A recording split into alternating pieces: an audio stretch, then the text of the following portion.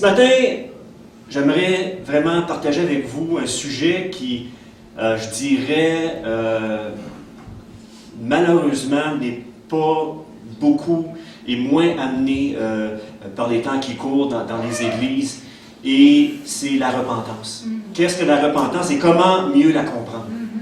Donc, écoutez, ce matin, je vais essayer de mon mieux, avec l'aide et la grâce de Dieu, je vais essayer de mon mieux de vous articuler, de vous partager vraiment les bases de la repentance. Et puis, disons que c'est une version 2.0 de quelque chose qui avait déjà été apporté. Donc, c'est sûr que j'ai pris le temps de méditer, j'ai pris le temps de mettre mon cœur moi-même devant Dieu.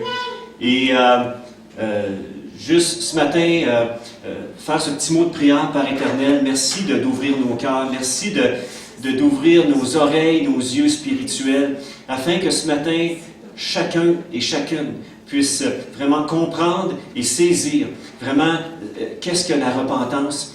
Et Seigneur, de saisir aussi le fait, Seigneur, que c'est toi qui initie dans nos vies par ta grâce, qui initie cette repentance et qui initie notre foi en toi aussi. Donc Seigneur, tout est par grâce ce matin et qu'on puisse réaliser l'importance de la repentance, qu'on peut porter le nom de chrétien sans l'être, que notre cœur, on peut porter le nom de chrétien et sans que notre cœur soit changé, sans que notre vie soit transformée. Et Seigneur, ce que je te prie ce matin, c'est que nos cœurs, que nos vies puissent vraiment continuer dans cette transformation-là, que ceux qui ne sont pas passés par cette étape de repentance puissent saisir ce matin, par la vertu du Saint-Esprit, saisir dans le nom de Jésus, vraiment l'importance de la repentance. On va lire dans Acte 2, on va commencer tout de suite, on va y aller. Donc, je vais peut-être aller un petit peu vite ce matin, mais par contre, je vais vous dire, le message est enregistré, on va le mettre sur Internet, et de plus, mes notes ce matin vont être mises sur Internet. Donc, vous allez avoir les deux, mes notes, pour être capable d'aller chercher les versets qui vont être apportés ce matin. Parce que c'est évident que notre cerveau est capable d'emmagasiner un certain pourcentage, d'autres plus. Il y en a d'autres qui ont cette faculté-là d'avoir une mémoire photographique et d'emmagasiner beaucoup de choses. Mais l'important de ce matin, c'est que notre cœur emmagasine, que notre cœur reçoive ce que Jésus désire nous donner au travers de sa parole. Et vous savez, ce matin, Jésus désire que nous entendions pas ce qu'on désire, mais ce qu'on a besoin d'entendre. Amen. Ce que nous avons besoin d'entendre. Chacun de nous. Moi, je m'inclus dans le groupe. Vous savez, celui qui vous parle ce matin est 100% inclus dans le message. Le message est pour moi ce matin aussi. Donc, Acte chapitre 2, au verset 37, on va commencer. Ça nous dit, après avoir entendu ce discours, on sait, c'est le discours de la chambre haute.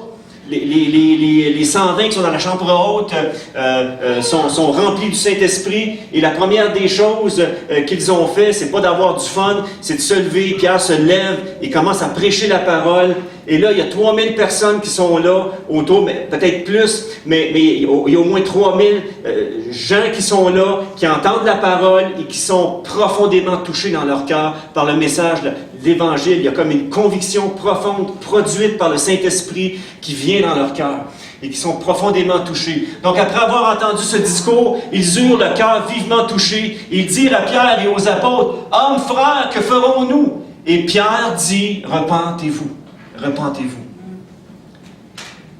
Et que chacun de vous soit baptisé au nom de Jésus-Christ à cause du pardon de vos péchés, et vous recevrez le don du Saint-Esprit. » Et on va aller dans l'autre portion. Je n'ai pas tout mis le texte au complet.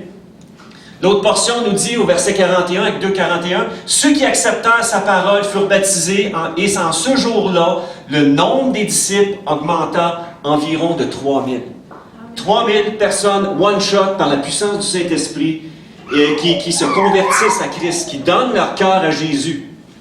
Il n'y a aucune limite. Il n'y a aucune limite à ce que l'Esprit, à ce que Jésus peut faire. Quand nos cœurs sont disponibles, quand nos vies sont remplies de son Esprit, il n'y a aucune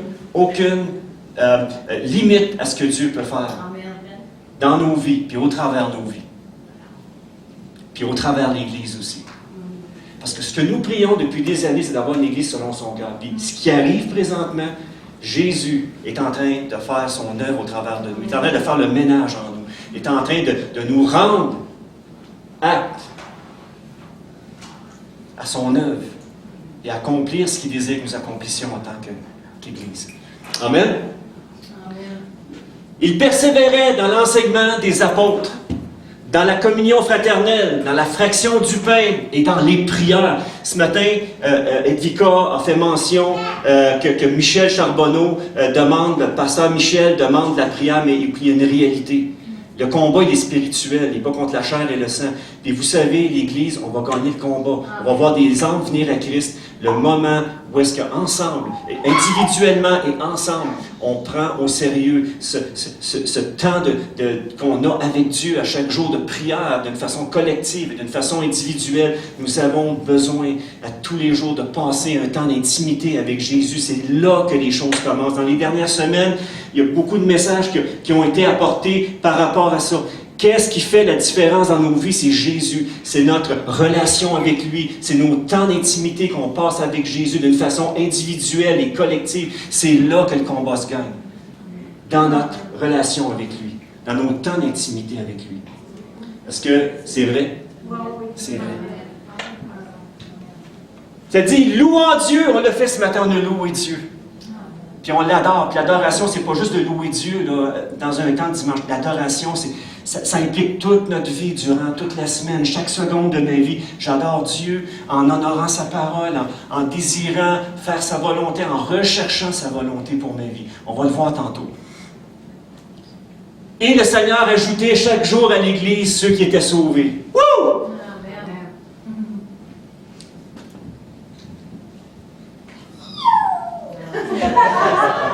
Ça, c'est cute, c'est vraiment... c'est parfait, ça. Ah, merci Seigneur ce matin.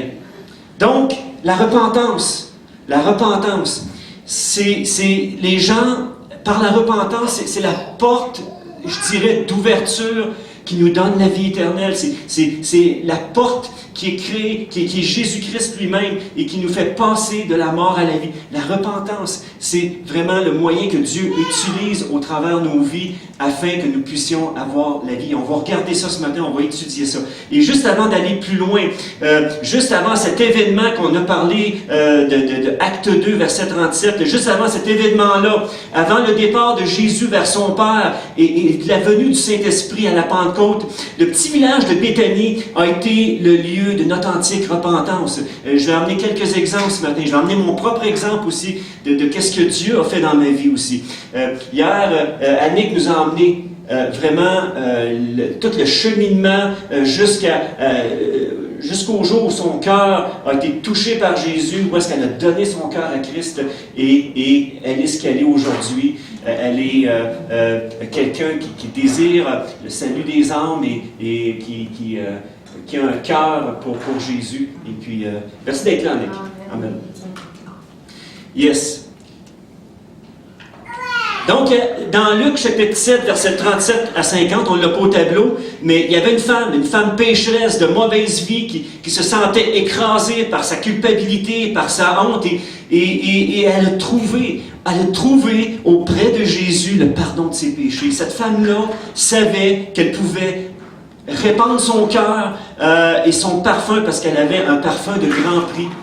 Et quand elle est rentrée dans cette maison-là, à Béthanie, elle s'est répandue devant Jésus. Elle a répandu, avec ses larmes, elle a répandu son cœur devant Jésus.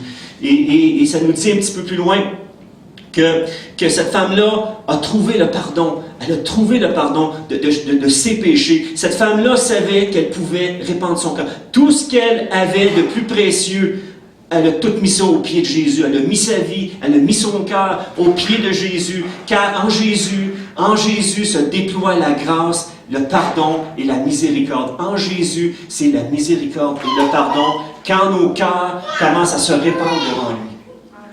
Répands ton cœur devant Jésus. Qu'on soit petit pécheur, qu'on soit grand pécheur ou moyen pécheur. Ça ne fait pas d'importance. On est pécheurs. La Bible nous dit, car tous ont péché, sont privés de la gloire de Dieu. Mais le moment où tu réalises la grâce de Dieu, le moment où tu réalises que Jésus est là et que tu répands ton cœur devant lui, je peux te dire qu'il commence à faire une œuvre dans ta vie. Cette femme-là, elle a été touchée, elle a été transformée, elle a été pardonnée de ses péchés. Quelle attitude de cœur! Et c'est cette attitude-là d'humilité que Jésus nous demande, à chacun de nous. Qu'on soit le plus grand des théologiens, ou qu'on soit, je dirais, peu importe. L'important, c'est l'attitude de cœur, c'est cette attitude constante de repentance devant Dieu. C'est une attitude qui reste toute notre vie. Une attitude qui nous garde constamment dans l'humilité. Et qui nous fait dépendre de Jésus-Christ constamment. Et qui fait que par la bande, Christ accomplit son œuvre au travers de nous. Amen. Se repentir, c'est vouloir obéir, c'est d'accepter, de s'appuyer totalement sur Jésus, c'est de laisser Jésus vivre pleinement sa vie en nous. Est-ce que ce matin, si je te pose la question, est-ce que tu laisses Jésus vivre pleinement en toi? Est-ce que tu lui as donné toutes les parties de ta vie? Ou tu lui as donné certaines parties de ta vie, et puis qu'il y a d'autres parties que tu as gardées pour toi? Est-ce que tu as abandonné tout ton cœur? Du moins, Seigneur, de faire cette prière-là, Jésus, donne-moi cette grâce d'abandonner tout mon cœur à toi. Parce qu'il y a peut-être des choses dans le fin fond de nos cœurs qu'on tient mordicus, mais que Jésus veut avoir ce matin. Jésus, il veut avoir tout ton cœur ce matin. Il veut toute ta vie, pas juste la moitié. On va en parler tantôt. Donc, quelle attitude de cœur. Puis, en même temps, pour cette femme-là, un profond soulagement de se trouver au pied de celui qui avait ce pouvoir-là de pardonner toutes ses fautes. Quel soulagement! Et vous savez, pour ceux qui avaient passé, que vous avez eu ce contact-là avec Jésus, que Jésus, vous l'avez rencontré, et que vous avez répandu votre cœur devant Jésus, et que Jésus a touché profondément votre vie, et que dans votre cœur, vous avez demandé pardon pour vos péchés. Pour ceux qui avaient vécu cette expérience-là avec Christ, quel soulagement, mais quelle joie aussi de sentir que Jésus enlève toute culpabilité, enlève tout fardeau de nos vies et nous rend libres. Amen. Libres de le servir, libres de l'aimer et libres de devenir ce que Dieu veut qu'on devienne. On parle de repentance ce matin. Qu'est-ce que la repentance?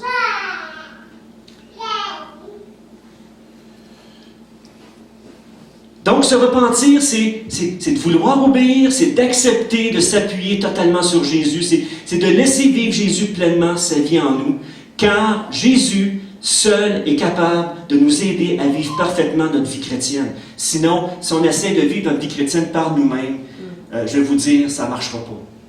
Et puis, on va vivre de frustration en frustration.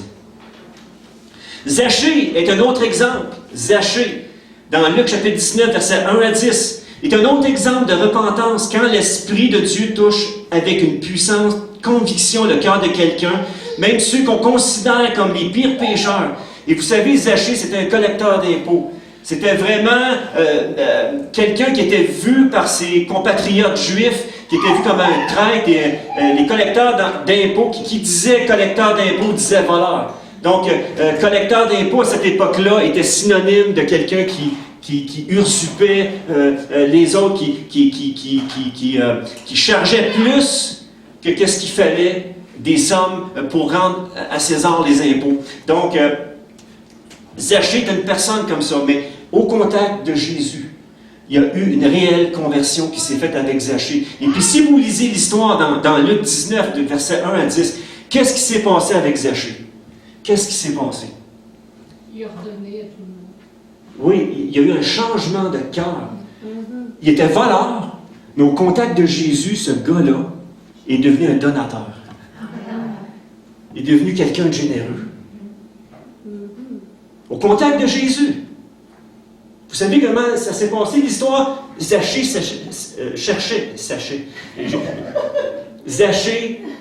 cherchait à savoir qui était Jésus. Yes! Je l'ai vu. Et il cherchait à savoir qui était Jésus. Il a monté dans un arbre parce qu'il était de petite taille. Et puis Jésus a vu son cœur. peux te dire ce matin, si tu cherches Jésus, Jésus voit ton cœur ce matin. Puis tu vas le trouver. Tu vas le trouver sur ta route. Et puis Jésus a vu, j'ai dit, regarde, je vais aller dîner chez toi aujourd'hui. Puis quand il est allé chez eux, il y avait une gang qui était là. Puis c'était pas des gens recommandables, mais je peux-tu vous dire que Jésus a touché le cœur de Zachée, au point que son cœur en a été transformé, puis au point que ses actions, ce qui est devenu, ça a été transformé aussi. Il y a eu des actions qui ont été faites. Il a dit à Jésus, il dit, ce que j'ai volé aux gens, je vais leur rendre 4 fois la somme que moi j'ai pris. Il y a maintenant, avec Zachée, les bottines qui suivent les babines. Parce que son cœur en est touché. Quand notre cœur est réellement touché, quand notre cœur se convertit réellement à Jésus, les babines suivent les bottines. On marche comme Jésus. Il y a une transformation qui se fait dans notre vie. Au lieu de marcher par le fruit de la chair, on marche par le fruit de l'esprit parce que le Saint-Esprit fait l'œuvre régénératrice dans notre cœur, qu'on devient enfant de Dieu et il change notre cœur complètement. Et le mal qu'on faisait, maintenant, Dieu dans notre cœur fait que nous devenions enfants de Dieu pour faire le bien et accomplir sa volonté. C'est-tu pas merveilleux, ça? Quelle merveille! Merci, Jésus. Donc, changement radical d'attitude égale repentance et les actions vont avec, c'est sûr. Donc, la repentance, c'est le sujet, je dirais, de plus en plus négligé aujourd'hui dans la prédication et l'enseignement dans plusieurs églises. Et moi, régulièrement, je vais emmener ce message-là. Je vous le dis, je vous avertis. Régulièrement, j'amène ce message-là. Peut-être différentes versions, différentes, je dirais, parce que dans la mesure où je grandis moi-même avec Jésus, en tant que leader, en tant que pasteur, parce que je grandis moi aussi, là. J'apprends des choses. Il n'est pas parfait, le gars qui est en avant de vous. Il vit sa sanctification d'une façon graduelle, mais Jésus est fidèle avec moi. Fait que moi, là, je suis en sûreté ce matin. Je suis très, très en sécurité avec Jésus. Mais je sais qu'il y a du travail à faire en moi. Il y a des choses que, parfois, Dieu met sur ma route pour travailler mon cœur, transformer ma vie. Et c'est certain que, peut-être, le prochain message que je vais vous amener sur la repentance va avoir une dimension nouvelle parce qu'il y a d'autres choses que je vais avoir réalisées dans ma vie. Mais maintenant, ce que je vous partage, c'est des choses que présentement, j'ai réalisées et que je comprends. Donc, la repentance est un sujet de plus en plus négligé. Pourtant, elle est le fondement. La repentance est le fondement du retour de l'être humain vers Dieu afin d'établir entre lui et nous une véritable connexion, une véritable relation spirituelle incontournable à notre salut, à la nouvelle naissance et à la vie éternelle. C'est incontournable. On doit passer par la repentance. Parce que c'est quelque chose qui a été premièrement prêché. On va le voir. Je m'en viens avec ça. Parce que je ne veux pas me répéter ce matin. On va aller right through ce matin. Aussi, je crois que c'est vraiment important de réfléchir sur ce sujet tellement fondamental et de chercher à mieux le comprendre, ce sujet qui est la repentance. Et c'est le but du partage de ce matin. Donc, la repentance fait partie intégrante de la prédication de l'Évangile et de ce que Dieu, par sa grâce, veut nous faire connaître, nous faire expérimenter pour nous y amener. Et c'est la parole, c'est la porte d'entrée de notre salut en Jésus-Christ. C'est la repentance.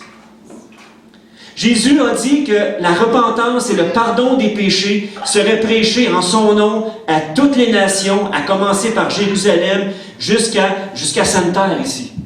C'est moi qui l'ai rajouté celle-là. Donc le premier message de l'Évangile annoncé par Jean-Baptiste et Jésus lui-même, « Repentez-vous et croyez ». Et Jésus a dit dans Matthieu chapitre 4, verset 17, dès ce moment, Jésus commençait à prêcher. Dès le début de son ministère, dès son premier message, il dit « Repentez-vous, car le royaume des cieux est proche ».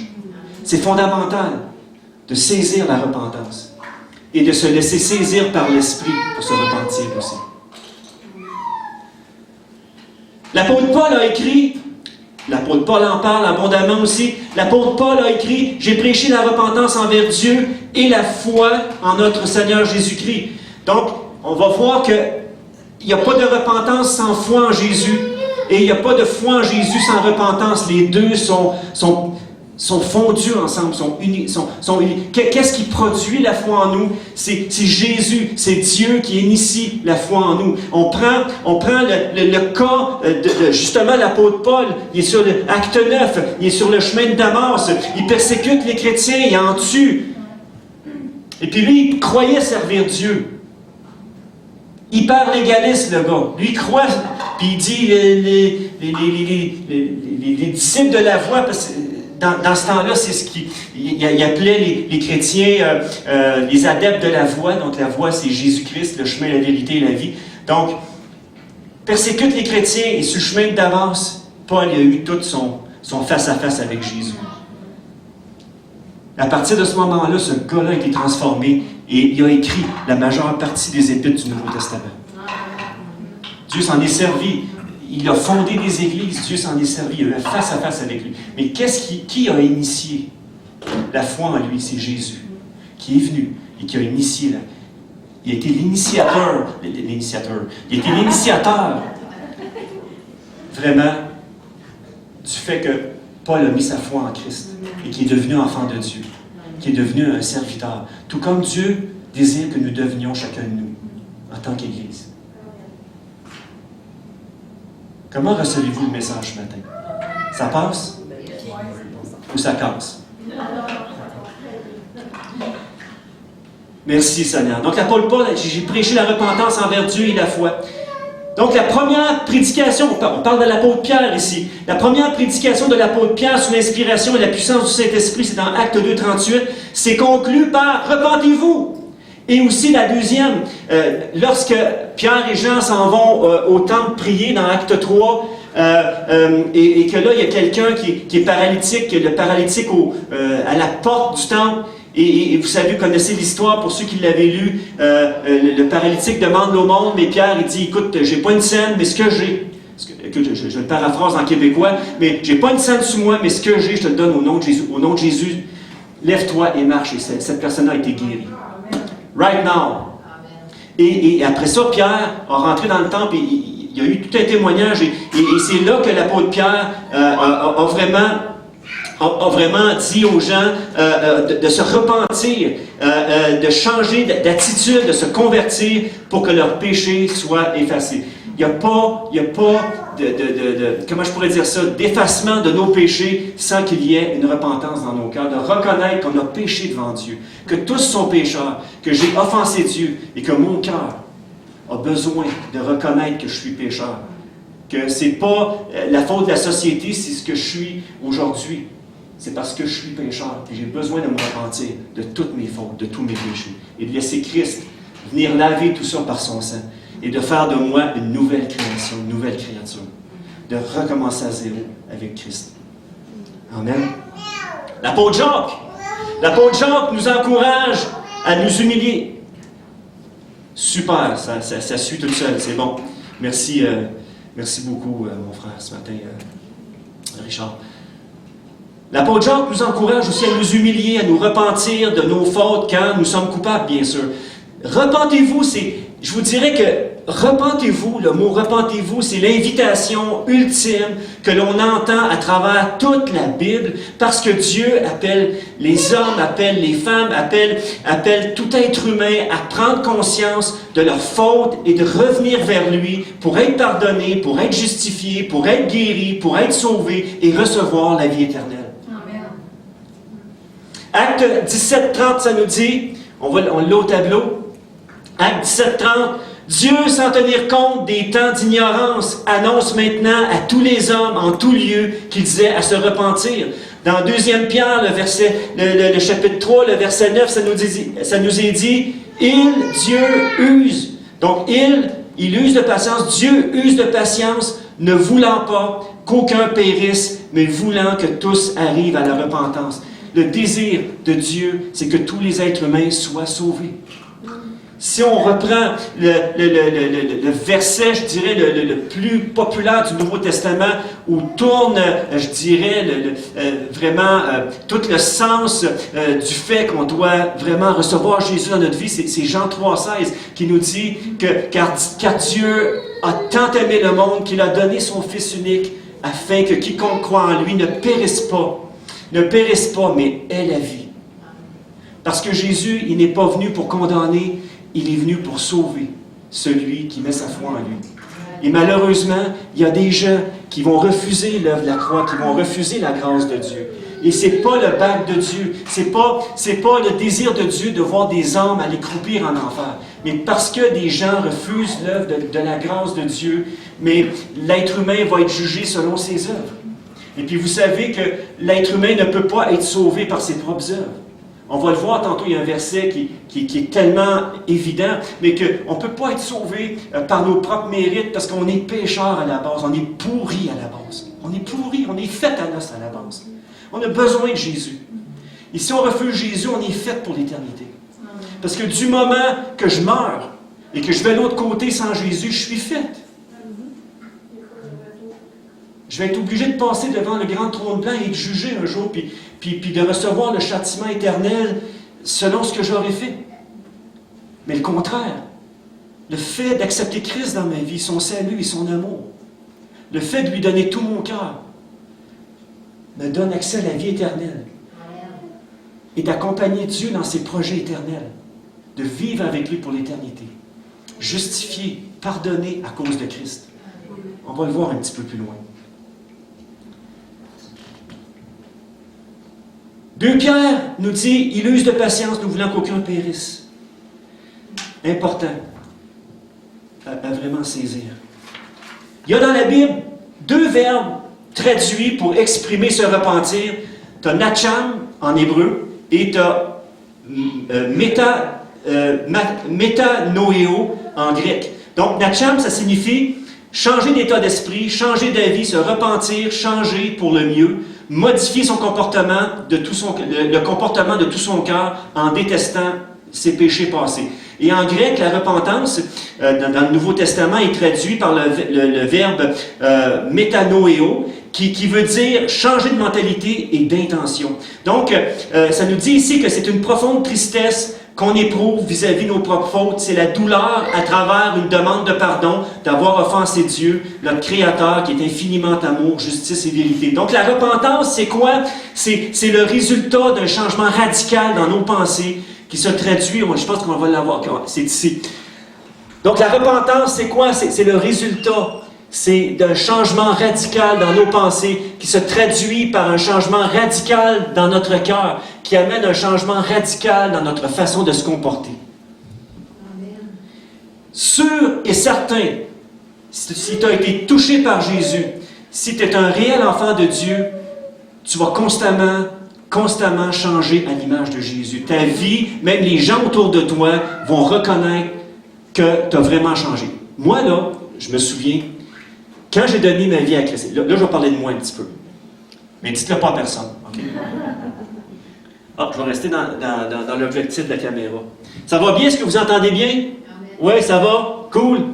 Je vois des pouces, c'est bon. Fait qu'ils toffent eux autres, c'est bon. Je me souviens le jour où j'ai donné mon cœur à Jésus. Je n'ai parlé là, les dernières semaines, mais je vais radoter encore. Parce que ça vaut la peine de radoter sur ces choses-là. Moi, là, je peux vous affirmer que Christ m'a vraiment changé. Puis, ma femme peut en témoigner aussi, que les changements s'opèrent continuellement dans ma vie. Parce que je laisse Jésus me transformer. Parce que je vais vous dire que la tendance à être charnel, la tendance des fois à faire des choses qu'on ne voudrait pas faire, ou ne pas faire des choses qu'on voudrait faire, c'est fort en nous.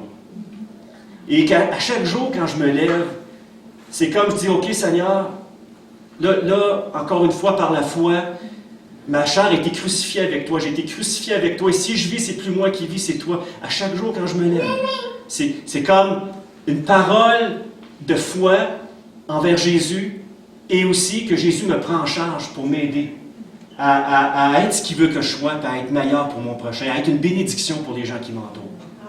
Mon désir, en tant que croyant, c'est d'être une bénédiction, d'être quelqu'un qui, dans le royaume de Dieu, va être utile à mon prochain, qui va être une complémentation aux autres ministères qui sont dans l'Église ici, que je sois là où Dieu veut que je sois sans prendre la place d'une autre ou d'une autre personne. Mais juste vous dire, le jour de mes 17 ans, c'est-à-dire j'avais 17 ans, et puis je vais toujours m'en souvenir, il y avait quelqu'un qui laissait des tracts traîner. Il ne les laissait pas traîner, mais il les mettait là délibérément, mais je vais toujours me souvenir. Je vais toujours me souvenir que j'ai pris de ces tracts-là, puis ça a mis mon cœur de pécheur devant Dieu. J'ai senti dans mon cœur, pour un moment, je vous dirais, dans ma vie assez intense, j'ai ressenti dans mon cœur que j'étais vraiment pécheur. Mais que Jésus, lui, était juste. Et j'ai compris, et c'est le Saint-Esprit qui a initié ça dans mon cœur. Il l'a peut-être initié bien avant, peu importe, mais je peux vous dire qu'il a initié quelque chose dans ma vie où est-ce que la conviction du Saint-Esprit est venue toucher mon cœur, et là, peut-être pour la première fois de ma vie, je me suis reconnu pécheur. Je suis perdu. Si je meurs, je suis fait. Puis pas longtemps avant, j'avais failli me faire tuer. Je m'en revenais de travailler de l'hôpital, et puis j'étais en vélo, il faisait noir, et puis là, j'étais arrivé pour traverser la rue, puis il y a un pick-up qui s'en venait à toute allure, puis qui s'en venait à toute allure, et puis j'ai vraiment failli me faire percuter, et puis laisser ma vie là, juste avant. Et puis, le moment où est-ce que j'ai vraiment... là, je reviens à ce moment-là où est-ce que je suis dans la salle de pause de l'hôpital. Je travaillais comme mopologiste. Et puis, je suis dans cette salle d'hôpital-là, de pause-là. Et puis, Dieu met face à mon cœur. Et là, je réalise que j'ai vraiment besoin de Jésus. J'ai besoin de son pardon. Puis, je ne peux pas vous expliquer ce que j'ai vécu ni ressenti parce que ça ne s'exprime pas. C'est comme si vous n'avez jamais goûté de pomme, puis j'essaie de vous dire comment ça goûte une pomme. Il faut que vous goûtiez la pomme pour savoir qu'est-ce que ça goûte une pomme. Moi, là, juste vous dire, quand tu goûtes à Jésus, là, c'est inexprimable. Et puis là, ce moment-là, je reconnais mes fautes, je demande pardon à Jésus, je fais cette prière de repentance-là. Puis je vous dis, c'est initié par le Saint-Esprit, c'est la grâce de Dieu qui a suscité la foi en moi, par sa grâce, qui m'a mis vraiment face à Jésus. Et là, j'ai demandé pardon à Jésus pour mes fautes. Et à ce moment-là, je ne peux pas vous dire, mais c'est comme si je chantais un poids qui s'enlevait sur mes épaules, quelque chose que je traînais depuis longtemps. La culpabilité, la honte, la condamnation, c'est comme si ça se volatilisait en un instant. Et puis que mon cœur était rempli d'un esprit que je n'avais jamais goûté avant, l'esprit de Jésus en moi. Son esprit, son amour, c'est comme pour la toute première fois de ma vie, je goûtais à son amour. Je goûtais à sa grâce, je goûtais à son pardon. Et je peux vous dire qu'à partir de ce moment-là, ma vie a complètement changé. Et là, j'ai commencé à aller à l'église. Et une des premières choses, une fois, je me souviens, je venais de donner ma vie à Jésus. Et puis, tu sais, moi, juste vous dire le contexte, puis le genre de personne que j'étais. J'étais pas quelqu'un qui me battait, j'étais pas quelqu'un qui buvait, j'étais pas quelqu'un qui prenait de la drogue. J'ai jamais été chaud de ma vie. Je ne sais même pas c'est quoi avoir une brosse. Là. Je ne sais même pas c'est quoi le feeling. C'est comme Dieu me gardait de tout ça. C'est pas parce que ça fait quelqu'un de moi meilleur qu'un autre, loin de là, mais juste vous dire que j'étais le bon petit gars. J'étais le fils à papa et à maman, puis j'étais le plus vieux de la famille, donc c'est moi qui veillais sur mes frères. Fait que quand ils chicanaient ou qu'ils se donnaient des coups de poing sur le nez, c'est moi qui faisait l'arbitre pour intervenir. Et puis, quand il se courait, une fois c'est arrivé, il se courait avec des couteaux. Puis, ça, j'ai trouvé ça moins drôle un petit peu, là, mais juste vous dire qu'à un moment donné, la maison où j'habitais, il y avait comme une trappe d'air pour faire monter la chaleur. C'est une vieille maison, puis juste avant que mon père se reconstruise, écoute, il faisait vraiment fret là-dedans, là, puis nous autres, on était heureux, tu sais. Il faisait fret, mais on était heureux. Et puis à un moment donné, j'étais en train de me surprendre d'écouter une conversation entre mon père et sa conjointe. Puis, à un moment donné, j'entends, il dit, Luc, là, il dit, il a vraiment changé, là. Il y a vraiment quelque chose qui s'est passé avec lui. Fait que moi, ça a allumé quelque chose. C'est Jésus. Mais c'est sûr que jusqu'à maintenant, je prie pour eux, je prie pour leur salut. J'aime profondément mes parents. Vraiment, mais je sais qu'ils vont, que Jésus est fidèle, qu'il va toucher leur cœur dans le bon moment. Amen. Donc, c'est mon expérience personnelle. Je peux vous dire qu'il y a eu un changement qui s'est fait dans ma vie. Si tu te dis chrétien et qu'il n'y a aucun changement dans ta vie, moi, je me poserai des questions à ta place. Puis, ce n'est pas une condamnation. Pose-toi des questions. Si tu es au même point que tu étais il y a 10 ans, s'il y a quelque chose qui ne marche pas, là, y a-t-il un réel repentir de ta part? Est-ce que tu as vraiment crié à Dieu pour le pardon de tes péchés? Donc, la repentance... La repentance, c'est le résultat d'un changement radical dans nos pensées, qui se traduit par un changement radical dans notre cœur et qui amène un changement radical dans notre façon de se comporter. Donc, quand on se détourne radicalement de notre état d'écocentrisme et d'incrédulité, puis vous savez, quand on rencontre Jésus, c'est vraiment, comment je pourrais dire, c'est tout un événement, ça amène toute une crise dans notre vie. Quand on a vraiment un contact avec Jésus, ça amène toute une crise dans notre vie. Mais une merveilleuse crise. Donc, lorsqu'on se détourne radicalement de notre état d'égocentrisme, d'incrédulité, pour se tourner dans un état de confiance et de dépendance à Jésus-Christ, on commence à entrer dans ce processus-là de repentance initié. Je répète, c'est initié par la grâce de Dieu au point de départ. Il y a un changement de 180 degrés qui se fait, qui se produit. Jésus, il a dit, la parole nous le dit, que Jésus était pour venir nous donner un cœur nouveau, que le cœur de Pierre, on le voit dans l'Ancien Testament, les prophètes le disent, que Dieu veut prendre le cœur de Pierre que nous avons et mettre un cœur de chair, un cœur nouveau, un cœur transformé, un cœur en connexion avec la grâce et l'amour de Dieu. C'est ce que Dieu veut faire dans nos vies, parce que sinon on est fait. Si notre cœur n'est pas transformé, n'est pas touché, tu auras beau te dire chrétien, tu auras beau être le meilleur des théologiens de la planète, laisse-moi te dire que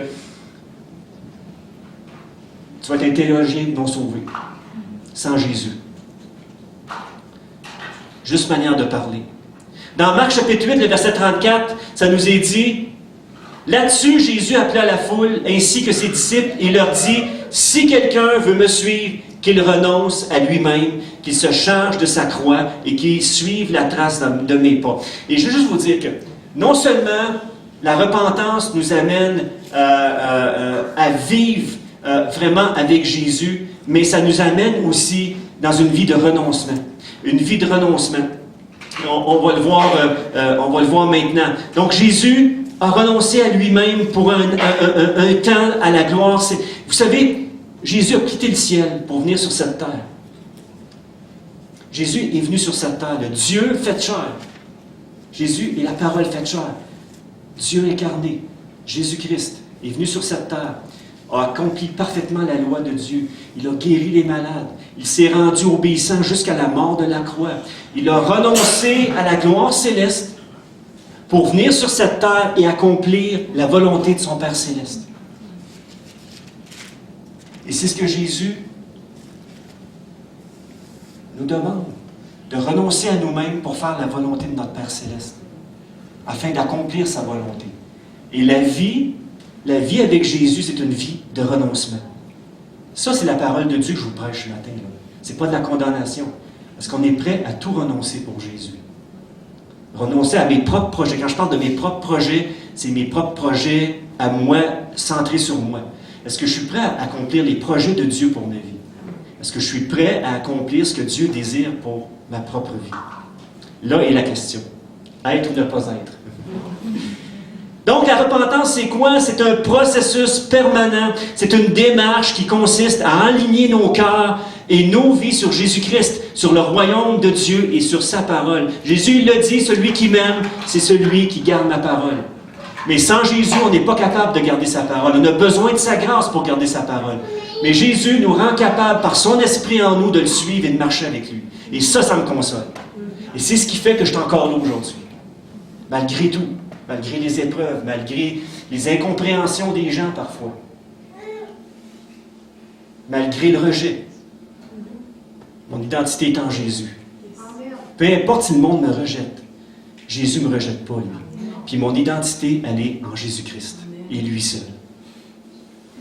Ça ne vous fait pas du bien d'entendre ça ce matin?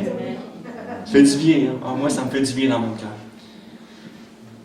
Oh yes, il me semble que je viens de manquer quelque chose.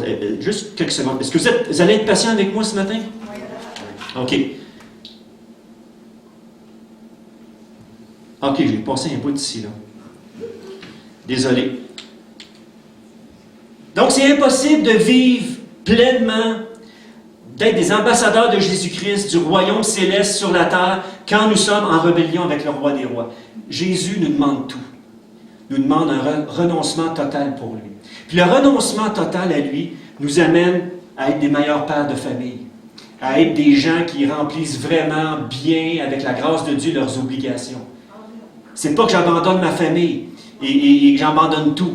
Mais quand on regarde vraiment le texte et qu'on regarde dans l'ensemble des Écritures comme un tout, quand j'aime vraiment, selon le cœur de Dieu, je vais prendre soin des gens qui sont autour de moi. Le renoncement à soi-même, c'est de renoncer à moi-même pour changer les couches du petit.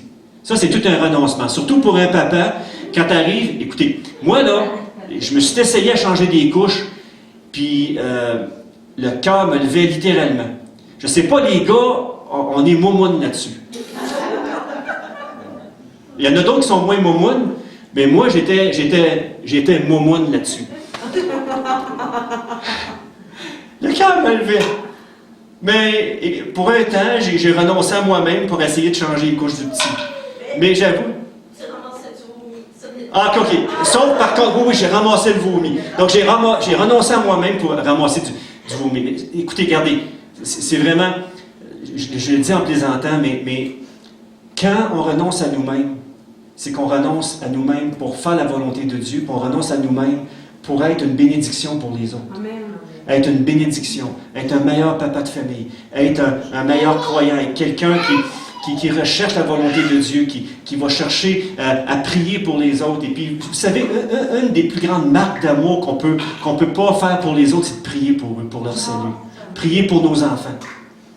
Être un bon papa et une bonne maman de famille, c'est de donner un héritage à nos enfants de l'amour de Dieu, de la grâce de Dieu. Et c'est ça que, quand je parle de renoncement, c'est ça. D'être prêt à renoncer pour tout, c'est d'être prêt à renoncer à mon petit égocentrisme, à mon me, myself and I, mon petit je me moi. Là. C'est ça, c'est je me moi. Donc, une véritable repentance est initiée par la grâce de Dieu. En effet, l'apôtre Paul, puis ça se fait aussi au travers de la prédication de l'Évangile. Donc, une véritable repentance, c'est initié, et je le répète, et je radote, et je le répète encore, c'est initié par la grâce de Dieu en nous, et par la conviction du Saint-Esprit au travers de la prédication de l'Évangile. Et l'apôtre Paul va dire, écrira dans l'Épître aux Romains, le chapitre 1, « En effet, je n'ai point honte de l'Évangile, c'est la puissance de Dieu pour le salut de quiconque croit. C'est en prêchant le véritable Évangile que les cœurs et les vies sont touchés par la puissance du Saint-Esprit. » Et c'est pas moi qui produis ça, c'est la parole via le Saint-Esprit qui agit au travers de ces paroles-là. Mais mon cœur doit être disposé aussi à obéir. Comme les apôtres l'ont été. Et comme chacun de nous qui sommes ses disciples, on doit être disposé à servir Dieu de cette façon-là. Est-ce qu'on aime les gens au point où on est prêt à mourir à nous-mêmes? À renoncer à plein de choses pour les gens qui nous entourent? Là est la question. Je me parle ce matin. Il y a un je me moi qui est devant vous ce matin. Donc la véritable repentance, c'est qu'est-ce que ça va faire? Donc la véritable repentance, qu'est-ce que ça va affecter? Bien, premièrement, moi je vous dis, ça affecte tout notre être entier. Puis notre être entier, c'est composé de notre intelligence, de nos émotions, puis de notre volonté aussi. Donc, la véritable repentance, quand Jésus a vraiment touché ton cœur, puis tu dis oui à Jésus, tu te repens pour tes fautes, que le Saint-Esprit vient te régénérer instantanément, qu'est-ce qui se passe? C'est qu'il y a un changement de pensée sur le péché et sa gravité. C'est que maintenant, tu vois vraiment le péché comme quelque chose de grave et non comme quelque chose de « je le fais, puis c'est pas grave ». Tu sais. Non. Quand tu pêches, tu offenses Dieu. Tu offenses Dieu. Et tu dois te repentir. 1 Jean, le premier chapitre, ça nous dit, si quelqu'un a péché, qu'il reconnaît ses fautes, si quelqu'un a péché, le sang de Jésus nous lave et nous purifie de tout péché. Et ça nous arrive de pécher. Ça m'arrive souvent de m'enfarger dans les fleurs du tapis. Mais grâce soit rendue à Jésus-Christ, que je trouve le pardon auprès de lui. Puis ma femme me connaît, puis elle va vous le dire, quand je fais une gaffe, c'est pas long que le Saint-Esprit me ramène à l'ordre. Puis si c'est envers elle, je lui demande pardon. Écoute, chérie, je prie Dieu qu'il me donne la grâce de changer ce comportement-là ou ces paroles-là. Il le fait! Il le fait! Puis il veut le faire dans votre vie aussi. Il le fait en moi. Je vous le dis, Jésus est fidèle. Il le fait. Il y a un changement aussi radical d'attitude. Changement radical d'attitude face à qui est Dieu. Ce Dieu qui est infiniment saint et 3 fois saint. Il y a un changement aussi face à nous-mêmes, à nos comportements. C'est sûr, notre cœur est touché, nos comportements vont aller en conséquence. C'est sûr et certain, ça va aller en conséquence. La véritable repentance touche toutes nos émotions aussi. La parole nous dit qu'il y a une tristesse selon l'esprit et qui nous amène à désirer changer de comportement. Il y a une tristesse qui est là. On fait une gaffe. Ah, je viens triste. J'ai soit offensé quelqu'un ou j'ai omis de faire quelque chose que Dieu m'a demandé, puis là, je sens une profonde tristesse dans mon cœur. Et ça nous amène à désirer ce changement-là de comportement par l'amour et par la grâce de Dieu et sincèrement lui demander pardon pour la faute que je viens de faire ou les fautes que j'ai commises, tout simplement. 2 Corinthiens 7, verset 10 nous dit, « En effet, la tristesse selon Dieu produit une repentance qui conduit au salut et que l'on ne regrette jamais, tandis que la tristesse du monde produit la mort. » Je laisse cette parole-là parler à vos cœurs. Le psaume 32 nous dit, « Tant que je me taisais, mon corps dépérissait. Je gémissais toute la journée, car nuit et jour, ta main pesait lourdement sur moi. Ma vigueur avait fait place à la sécheresse de l'été. » Le contexte ici, c'est David. Il a péché. Il est allé couché avec la femme d'un autre. Il a commis l'adultère. Et il ne s'est pas repenti tout de suite. Mais ça a fait du dégât dans son cœur. Puis c'est sûr que les conséquences de tout ça le suivi durant toute sa royauté aussi. Si vous lisez la vie de David, vous allez voir qu'il y a eu les conséquences pour son geste, mais il y a eu le pardon de Dieu. Au verset 5, ça nous dit, « Je t'ai fait connaître mon péché. Je n'ai pas caché ma faute. J'ai dit, j'avouerai mes transgressions à l'Éternel. Et tu as pardonné mon péché. Tu as pardonné ma faute. » Ça, c'est le Dieu de grâce. Et c'est ce Dieu de grâce qu'on voit là d'un couvert à l'autre des Écritures. N'est-ce pas? Si vous avez lu toute la Bible, moi je l'ai lu à quelques reprises, d'un couvert à l'autre, puis juste vous dire que ce que je vois dans la Bible, c'est un Dieu de miséricorde, qui veut le salut de l'homme, qui ne veut pas que l'homme périsse, qui va tout faire jusqu'au moment où est-ce que l'homme va aller dans l'au-delà, où est-ce que son moment sur terre va être terminé. Et aujourd'hui, c'est le jour du salut. Aujourd'hui, c'est le temps de vraiment prendre une décision sérieuse dans ton cœur. Peut-être que la plupart d'entre vous, vous avez déjà pris cette décision-là. Mais juste vous dire ce matin, c'est très sérieux ce que je vous dis, parce que l'éternité, c'est long. Puis si tu n'as pas Jésus, là, c'est perdu. C'est perdu. C'est vraiment sérieux. Ensuite, la véritable repentance vient affecter toute notre volonté. Donc, j'ai marqué au tableau ici, donc notre volonté, il y a un texte qu'on va lire ensemble. La repentance nous conduit à prendre un engagement, à renoncer à ce qui va à l'encontre de sa parole. Je prends délibérément la décision de me détourner de mes mauvaises pensées, de mes mauvaises actions, de me soumettre entièrement à Jésus-Christ et à sa parole. J'assujettis entièrement ma volonté à la sienne. Dans le fond, c'est dire, Seigneur, merci de me donner la grâce de soumettre toute ma volonté. Parce que je pense que le plus grand des combats dans notre vie, puis je pense que tout le monde, on va être d'accord là-dessus, le plus grand de nos combats, c'est parce que je dirais, dans une certaine mesure, c'est d'y abandonner toute notre volonté. Et juste vous dire, vous encourager ce matin, que l'abandon de notre volonté, ça fait partie aussi de notre sanctification. Ça fait partie aussi de notre cheminement avec Jésus.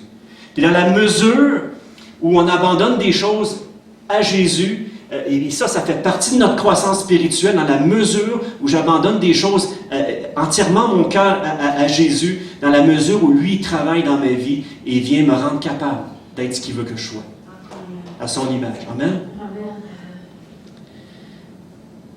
Je reçois par la foi le pardon de mes fautes, par son sang versé pour moi, et il m'accorde la vie éternelle en retour. Jésus nous accorde la vie éternelle. Et il y a 3 preuves.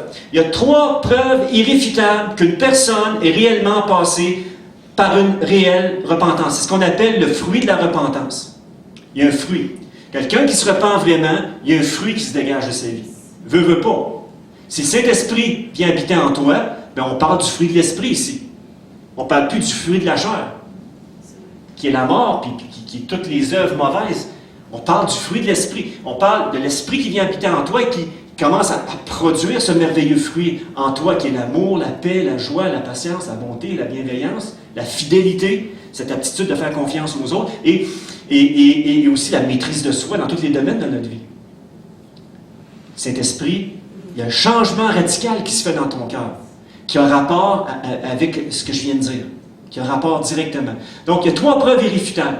Donc, premièrement, la première preuve, c'est que cette personne-là a admis à vraiment confesser ses fautes. Dans Luc chapitre 15, verset 21, ça nous est dit, le Fils lui dit, « Mon Père », le 15, dans Luc chapitre 15, verset 21, on parle du Fils prodigue ici, il dit, « Mon Père, j'ai péché contre Dieu et contre toi, je ne mérite plus d'être considéré comme ton fils. » Mais le Père dit à ses serviteurs, « Allez vite chercher un habit, le meilleur que vous trouverez, mettez-le lui, passez-lui une bague au doigt et chaussez-le de sandales. » Donc, dans le fond, tout ce que le Père a fait ici, c'est qu'il a rétabli, ce qu'on vient de lire, le Père l'a rétabli comme fils légitime dans son foyer. Et puis, si on regarde l'histoire, je ne vais pas trop rentrer dans les détails parce que je veux terminer le message ce matin, puis je ne veux pas que les gens dorment sur leur chaise, mais juste vous dire ce matin que quand tu viens à Jésus, il te rétablit comme fils et fille légitime de lui, du Père Céleste. Tu deviens, et Dieu te prend en charge. Dieu prend en charge. Jésus prend en charge tes fardeaux, prend en charge ta propre vie. Ça, c'est merveilleux. Dans la deuxième chose, la deuxième preuve irréfutable qu'une personne est vraiment passée par une réelle repentance, cette personne reçoit par la grâce et la force, il reçoit, c'est-à-dire que par la grâce, il reçoit aussi la force d'abandonner son péché en étant complètement libéré par Jésus-Christ. Elle n'est plus esclave du péché, de ce qui la tenait captive, et c'est ce que Jésus fait. Dans Romains, chapitre 6, verset 22, ça nous dit, « Mais maintenant, vous avez été libérés du péché et vous êtes au service de Dieu. Vous y gagnez d'être dirigé dans une vie sainte et de recevoir à la fin la vie éternelle. Vous y gagnez, on y gagne de vraiment donner notre cœur, de vraiment laisser Jésus faire son œuvre en nous. Que quand on pêche, on demande Jésus tout simplement de pardonner notre faute et de nous aider à pu entrer dans tel ou tel pardon. Et je vous dis, Jésus le fait. Jésus le fait. Il le fait. C'est tu crois par la foi. Il n'y a pas de foi sans repentance et de repentance sans foi. Les deux vont ensemble. Troisième des choses, troisième preuve irréfutable qu'une personne est réellement passée par une réelle repentance, cette personne se tourne totalement vers Jésus en l'aimant de tout son cœur, en honorant sa parole et par sa grâce, elle devient son disciple pour entrer dans un processus de sanctification afin d'être de plus en plus comme Jésus. Et le but de tout cela, c'est que chacun de nous, sans perdre l'essence de notre personnalité, de devenir dans le caractère, devenir comme Jésus de plus en plus. Amen. Moi, je bénis Dieu pour les différentes personnalités ici. Je bénis Dieu pour la diversité de dons et de ministères. Et ce qui fait que nous devenons une Église selon le cœur de Dieu, c'est dans le caractère de Christ, dans son amour, dans sa grâce, dans ce qu'il est. On devient de plus en plus comme Jésus. Et on devient de plus en plus une Église selon son cœur. Combien est-ce qu'il y en a qui croient ça ce matin? Amen.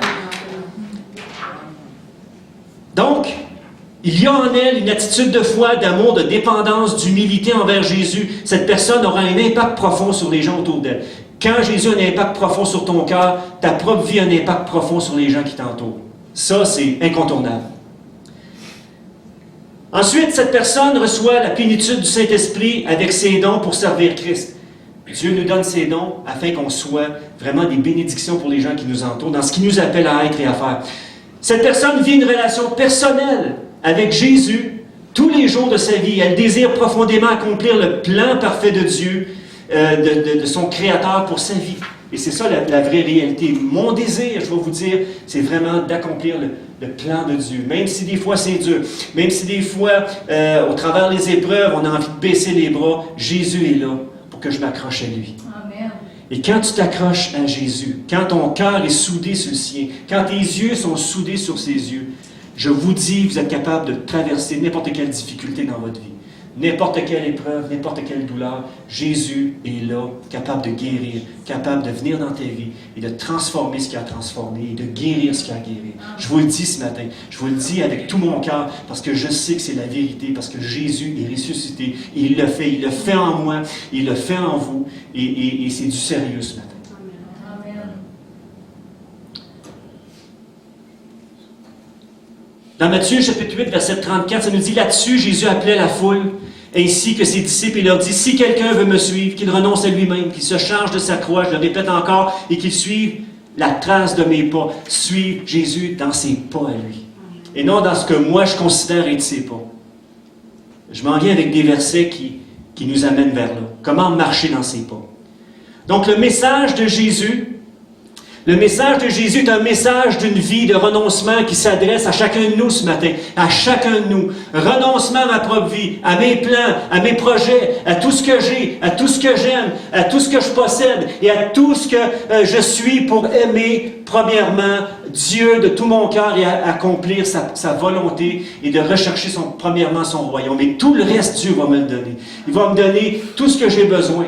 Il va me donner l'amour pour les proches, pour les gens, pour les gens qui m'entourent, les gens que je rencontre. Il va me donner les moyens financiers pour être capable de le servir. Il va pourvoir à tous mes besoins, mais d'abord et avant tout, je dois rechercher ses intérêts à lui, le royaume de Dieu.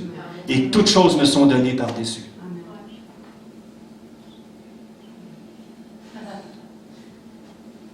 C'est vrai. Romains 12, 2, ça nous est dit dans la parole vivante. On va le lire ensemble. Laissez la parole ce matin pénétrer vos cœurs et vous laisser transformer ce matin. Romains 12, 2 nous dit, ne vous coulez pas simplement dans le monde, dans le moule de tout le monde. Dieu t'a créé unique.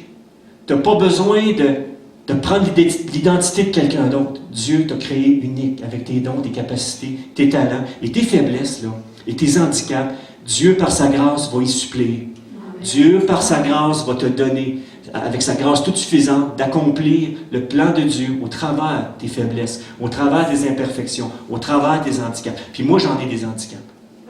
J'en ai. Mais ça ne me dérange plus de vous le dire. Parce que la grâce toute suffisante de Dieu, de Jésus-Christ, elle est là tout le temps, tout le temps, tout le temps. Et ça mène joie dans mon cœur de savoir que Jésus est tout le temps là, avec moi, m'aidant à accomplir sa volonté. Romains 12, 2, on revient à ça. Donc, ne vous coulez pas simplement dans le moule de tout le monde, ne conformez pas votre vie aux principes qui régissent le siècle présent. Ne copiez pas les modes et les habitudes du jour. C'est-tu bien dit, ça? C'est clair, c'est clair. Je laisse le Saint-Esprit toucher vos cœurs ce matin. Laissez-vous plutôt entièrement transformer par le renouvellement de votre mentalité. Adoptez une attitude intérieure différente. Et ça, comment l'adopter? C'est en passant du temps avec Jésus. C'est lui qui va vous montrer, c'est lui qui va vous mettre face à vous-même, c'est lui qui va vous construire, vous bâtir, vous amener à être ce qu'il désire que vous soyez. Ça va? Adoptez une attitude intérieure différente. Donnez à vos pensées une nouvelle orientation afin de pouvoir discerner ce que Dieu veut de vous. Dieu va vous faire discerner ce qu'il attend de vous. Et ici, vous serez capable de reconnaître ce qui est bon à ses yeux, ce qui lui plaît et qui conduit à une réelle maturité. Allez, méditez là-dessus. On pourrait rester toute l'avant-midi, toute l'après-midi là-dessus, puis en parler. Mais il y a une réalité là-dedans. Recherche Dieu de tout ton cœur. Celui qui cherche, le trouve. C'est incontournable, ça aussi. Les incontournables de Dieu, si tu le cherches de tout ton cœur, il se laisse trouver. Si tu cherches des réponses, il va te donner les siennes. Puis il va te dire souvent, ce n'est pas les réponses que tu t'attendais. C'est infiniment au-delà. Et c'est infiniment transformateur dans nos vies aussi. Éphésiens chapitre 4, verset 23, ça nous dit, il faut que l'inspiration, et ça c'est merveilleux, un autre verset qui vient vraiment corroborer ce qui vient d'être dit. Toute la Bible, là, ça marche, ça fit ensemble. Moi, ce que j'aime de la Bible, ça fit d'un couvert à l'autre. Quand tu te mets profondément à l'étudier, tout fit, tout fonctionne. Parce que ce que Dieu dit, c'est vrai. Et la vérité, c'est ça qui nous rend libres, qui nous rend vraiment épanouis en Dieu. Éphésiens chapitre 4, verset 23, ça nous est dit, il faut que l'inspiration de vos pensées soit renouvelée, que votre cœur soit transformé, et toute votre attitude mentale et spirituelle changée. Sois transformé par Jésus ce matin. Laisse Jésus faire dans ta vie. Laisse-le te transformer. Conclusion. Je termine. Est-ce que ça va, vous autres? Est-ce que vous êtes bon pour toffer une petite 5 minutes encore? C'est bon? Le phare tient le coup? Parfait. OK, c'est bon. Conclusion. Un des rôles premiers du Saint-Esprit est de nous convaincre que nous avons tous péché et que nous sommes tous privés de la gloire de Dieu et de sa gloire, privés de Dieu et de sa gloire, et que sans Jésus, nous sommes condamnés à croupir en enfer pour l'éternité. Dieu ne veut pas ça. Et c'est pour ça que ce message-là est prêché ce matin et que ce message-là doit être prêché régulièrement. Qu'on puisse réaliser que la repentance, c'est le fondement du pourquoi qu'on est là ce matin. Mais c'est Jésus, mais c'est l'élément, un des éléments clés. À travers la prédication du message du salut en Jésus, nous recevons, par notre foi en lui, on reçoit ce salut-là. Donc Dieu est parfaitement amour, il est parfaitement juste, et il a préparé cette solution parfaite pour chacun de nous. Il désire que chacun de nous vienne à lui ce matin. Jésus est venu sur cette terre sous la forme d'un homme. Il était sans péché. Il a été crucifié pour que son sang lave toutes nos fautes. Il a été puni à notre place. Et comme une victime qui s'est substituée à chacun de nous. Donc toutes nos fautes, les pires comme les moins pires, ont été payées, ont été acquittées par Jésus-Christ. Notre dette a été prise en charge par Jésus-Christ le juste. Donc, nous avons cette ferme assurance aujourd'hui, donnée par Dieu lui-même, que nous irons au ciel avec lui si on accepte de passer par une réelle repentance. Au travers de la grâce de Dieu. Encore une fois, c'est Dieu qui initie par sa grâce et qui suscite la foi en nous. Et quand c'est là, niaisez pas que la POC. Allez-y. Je le répète, la repentance, c'est, et je finis avec ça, je répète, la repentance, c'est de reconnaître son état de pécheur devant Dieu, c'est de lui exprimer notre cœur, de lui exprimer de tout notre cœur, de l'avoir offensé, au travers d'une prière sincère avec nos propres mots. C'est notre péché qui coupe notre relation avec Dieu. Ensuite, la repentance, c'est de reconnaître que par nous-mêmes, par nos propres efforts, par nos propres mérites, c'est impossible d'accéder aux normes de la sainteté de Dieu ou d'effacer soi-même nos propres fautes ou nos péchés. La repentance, c'est de reconnaître avec foi que Jésus-Christ, pleinement homme et pleinement Dieu, est venu sur cette terre pour vivre une vie parfaite, sans jamais avoir commis une seule faute. Sa propre vie, Jésus l'a offerte sur la croix, comme sacrifice d'expiation, qui est un synonyme de châtiment ou de punition pour les péchés de tous les hommes, des miens comme des vôtres. Venir à Jésus avec simplicité, donc la repentance, c'est de venir à Jésus avec simplicité, avec humilité, de te positionner à cœur ouvert devant lui, dans une prière sincère, en lui demandant pardon pour toutes tes fautes et en déclarant à Dieu que tu acceptes son don merveilleux et tu acceptes sa seigneurie sur ta vie par pure grâce. Que tu acceptes que le sang qu'il a versé pour toi te lave définitivement, sans autre condition, de tes péchés, peu importe le genre de faute que tu as fait dans ta vie. Donc, ce sont les étapes fondamentales, nécessaires, et c'est l'œuvre du Saint-Esprit qui nous attire à Jésus, c'est son œuvre, c'est l'œuvre de la pure grâce en Jésus-Christ qui a ce pouvoir de nous sauver, de nous transformer éternellement en nouvelles créatures.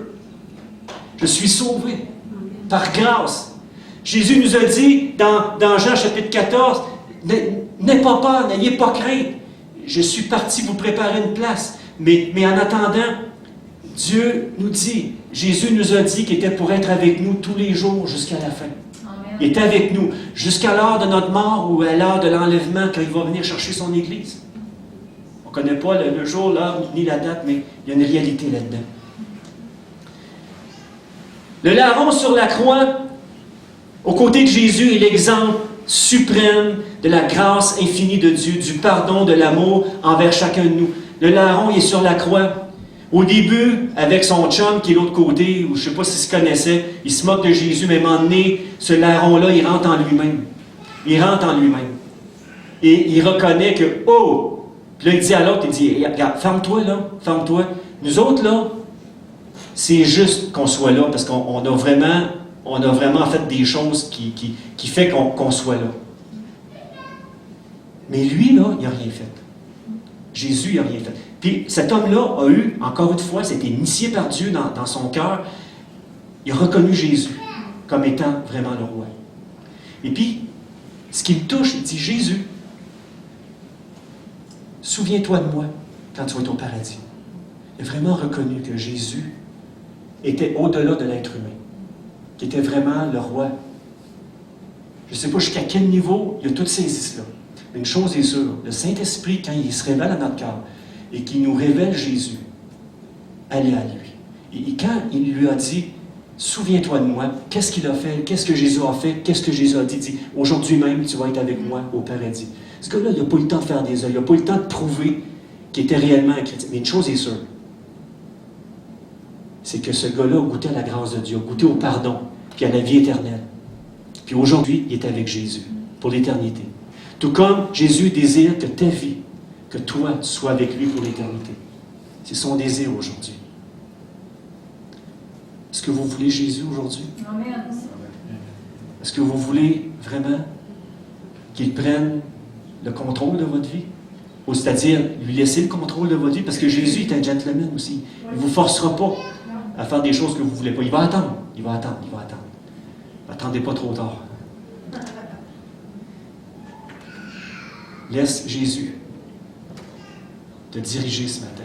Il est le bon berger qui prend soin de chacune de ses brebis, qui nous dirige justement par ses verts pâturages spirituels, qui nous conduit vers vraiment ce qui remplit notre cœur, nos besoins. Annick faisait référence hier qu'avant de venir à Jésus, elle essayait de remplir sa vie par toutes sortes de choses, la boisson, etc., et par le fun, et puis ça ne remplissait pas. Le seul qui peut remplir ton cœur, qui est en forme, et qui a un vide infini en dedans de lui, c'est Jésus. Le seul qui est capable de venir te remplir pleinement et te donner la satisfaction et la paix et la joie dans ton cœur. C'est nul autre que le Seigneur Jésus. La Bible nous dit, si quelqu'un est en Christ, il est d'une nouvelle créature. Les choses anciennes sont passées. Voici, toutes choses sont devenues nouvelles. Éphésiens 2.8, et je termine avec ça, c'est le dernier verset promis. Après ça, on va prendre la communion ensemble. On va prendre la communion. Ça nous est dit, Éphésiens 4.23, ça nous est dit, 2.8, excusez. Il dit, en effet, c'est par grâce que vous êtes sauvés. Et là, sauvés de quoi? C'est moi qui ai ajouté en parenthèse de l'enfer. On est sauvés de l'enfer, d'une perdition éternelle. Donc, c'est par grâce que vous êtes sauvés, par le moyen de la foi. Et cela ne vient pas de vous, c'est le don de Dieu. C'est initié par Dieu. C'est Dieu qui l'a fait en nous. Parce qu'on dit oui. Ce n'est pas par les œuvres, afin que personne ne puisse se vanter. En réalité, c'est lui qui nous a fait. Nous avons été créés en Jésus-Christ pour des œuvres bonnes que Dieu a préparées d'avance afin que nous les pratiquions. Dieu a un plan pour toi, a des projets pour toi, a une destinée pour ta vie. Avec Jésus, tu peux accomplir ta destinée. Avec Jésus, en suivant ses pas, tu peux accomplir ta destinée pour ta vie. Ce que je vous dis, c'est absolument sérieux, là. C'est absolument sérieux. Même si des fois, vous ne savez pas trop où Dieu vous a emmené. Abraham, quand Dieu il a demandé de le suivre, Abraham a été justifié par sa foi. C'était bien avant les œuvres, ça. Abraham suivait Dieu sans savoir où il allait. Est-ce que tu es prêt à suivre Jésus et t'emmener là où il veut t'emmener, même si des fois, tu ne sais pas trop où il veut t'emmener? Est-ce que tu es prêt à lui faire confiance? Dieu a préparé des choses pour toi, pour ta propre vie. Chacun de vous, sans exception, chacun de vous, sans exception. Dieu a un plan pour toi, un plan pour ta vie. Je termine là. On va prendre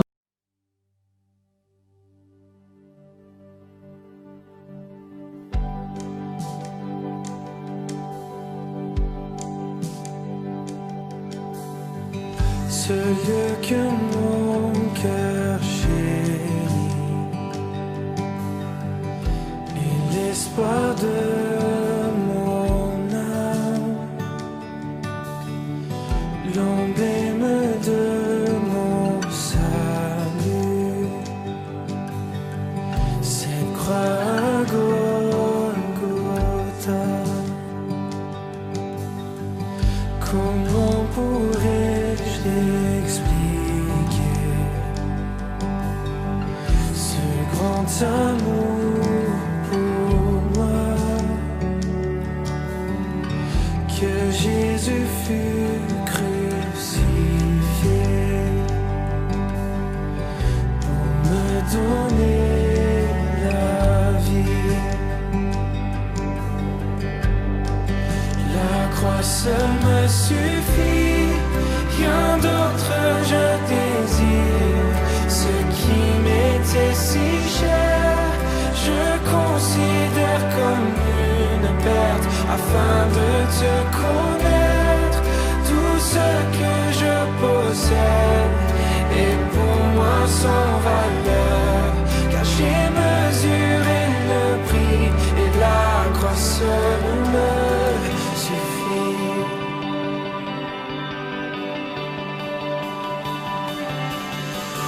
Ma confiance n'est pas dans l'or, ni les richesses du monde. Ma confiance est en Jésus, et en aucun autre nom. La croix seule me suffit, rien d'autre je désire. Ce qui m'était si cher, je considère comme une perte, afin de te connaître. Tout ce que je possède est pour moi sans valeur, car j'ai mesuré le prix et la croix seule me suffit. La croix seule me suffit.